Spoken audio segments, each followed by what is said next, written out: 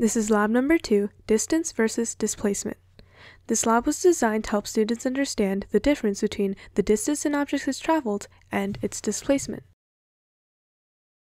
For this lab, you'll need the following materials. 1. Meter stick. 2. Lab sheet. 3. Writing utensil. And 4. Calculator. At certain locations on the floor of the classroom, there will be stickers, each labeled with the letter.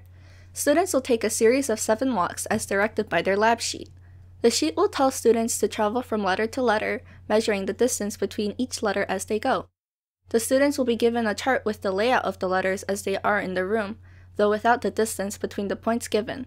This is where they will record all their measurements.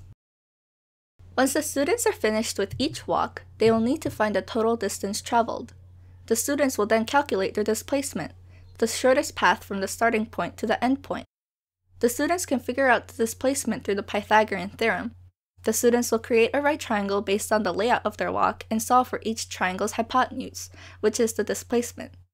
Teachers can also make the students calculate the angle of the displacement vector in comparison to the original starting step the student took. Another question teachers could ask is if it's possible for the displacement of an object to be equal to the distance the object has traveled, or even if the displacement can be greater than the distance traveled. Teachers could also ask if it's possible for an object to have traveled a certain distance but still have the displacement of 0.